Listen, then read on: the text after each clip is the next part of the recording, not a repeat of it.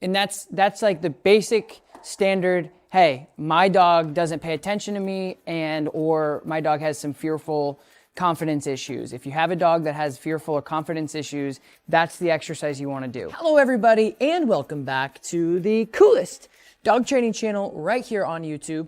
I'm Tom Davis, America's Canine Educator. If you're new here, hello, welcome to my channel. If you've been here for a while, thank you so much for joining me. Now today we have a very common case that we see all the time here at the facility. A dog with insecurity or fearful tendencies or behavior. And in this episode, I go over some really easy exercises for the dog and the owner to immediately gain confidence within each other. So as always, I hope this video is informative and it helps you with your dog at home. Don't forget, we're gonna be playing Tom's Trivia somewhere in the middle of this video, and all you have to do is leave your answers in the comments below, and let's see if you guys know your dog facts.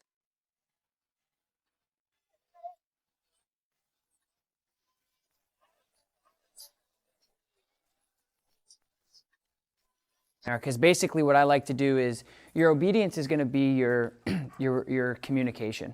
So if your communication is not clear or there at all, like if you're like, hey buddy, heel, and he goes whoop, and he goes sit, and he's like, what? That's where we'll start. But I mean, if he's good with that stuff, then I know I can gauge where we're at. So why don't you just do like basic obedience with him? I just want to see like where your relationship is with him. I just got off the phone with the lady from Australia. If you're having behavioral problems, but you can't communicate, you know, it's like having a relationship with somebody on any level, boss, significant other, brother, sister, whatever, and you're mad at each other, but you can't talk to each other. Like we speak two different languages, and like it's so frustrating.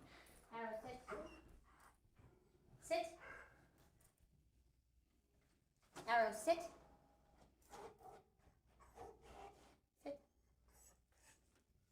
Good, sit. So he's insecure because he doesn't know his job. He doesn't really know what to do. So let me see the leash, and I want to work him for a second. Okay. All right, guys, time for Tom's Trivia. Very simple question. All you guys have to do is answer yes or no in the comments below. Do dogs sweat or do they not? Leave your answers in the comments below. Good. So what I'm going to do is, like, I'm going to give him a break and let him sniff around, which is totally okay to do. I'm not going to ask him to do anything. But I want to show you how to develop the relationship that I think you would be more successful with outside. Okay. I want there to be a little bit more engagement, because when you're walking with him, he's very nose to the ground. He's very, and that's fine. And that's the thing too, is like when I say that, like, a dog, him, anybody's dog is doing these types of things, that's fine. But I also want you to be able to like switch gears and say like, pay attention to me. Because if he gets into an environment where he's like, oh crap, I'm really nervous, that's where he'll make a mistake. Yep. And you need to be able to say like, okay, this is what we're gonna do. And right now, he's halfway or less with you. Like when you tell him to heel, he's walking nicely, but at the same exact time, like, if you were to walk this way and then this way and say heel, he probably wouldn't like turn and go with you without the pop of the collar. Okay. So the goal would be making sure that when you tell him to heel, he's like, okay, I know what that is. Because it's hard for me and even you to decipher when you tell him heel, is he actually heeling or is he just following you around? Right. Do you know what I mean? Mm-hmm. So that's Yep. good. Their snap is so much better than mine. Oh. I'm a professional dog handler, so I've been doing this for 11 years, 7 days a week for 12 to 14-hour days. I should be able to get to heel a dog around with a piece of string, but not everybody else is going to be able to do that with that amount of control, read body language, heel, etc. So we're going to have you guys continue to use the prong for more of a safety thing. It's tough. There, good. Good heel. There, now do it again. Just turn again. Good heel. And that's like the basic standard, hey, my dog doesn't pay attention to me, and or my dog has some fearful confidence issues. If you have a dog that has fearful or confidence issues, that's the exercise you want to do. Hey, pay attention to me, pay attention, pay attention, pay attention. Okay, yeah, now I'm focused on you and we're moving together, and that's what you want to do. Yeah. So I want you to do that again, but let me see him for 1 second. When he gets to when he gets to the point where there was a couple times where you went out and he like, I don't know if he's going to do it for me, but he bounced like 2 extra steps. yeah. So when he was like there, that's where you pop him. You don't want to be here and then pull Yep. because it doesn't correct him. Okay. The prong collar it doesn't correct unless you pop it. Yep. And it's all of those pressure points coming up at once to say, hey, pay attention. So if he pulls on, like he could literally pull on it like this, he's pulling on it right now, doesn't do anything, doesn't affect him, doesn't consequence him, doesn't have any correction with him. He's pulling on it right now, and it's the pop that matters. Okay. And those prong collars come up in sync, and they go, hey, and he goes, oh, wait, and you go heel, and he goes, what the hell's heel? And then over 5 minutes, he's like, oh, this is heel. So make sure that like if he's there, you give him more of that like pop, Okay.